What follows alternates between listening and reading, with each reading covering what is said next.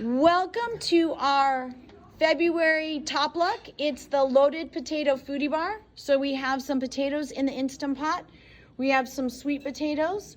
We have some kale with garlic and white wine, pepperoncinis, jalapenos, avocado, black beans, olives, purple cabbage, peppers and onions, Jill McKeever's 5-minute cheese sauce that Beryl just demonstrated for everybody, some steamed broccoli, corn, scallions, garlic mushrooms, sour cream made from homemade soy yogurt, salsa, a lot of different hot sauces, and baked tostadas.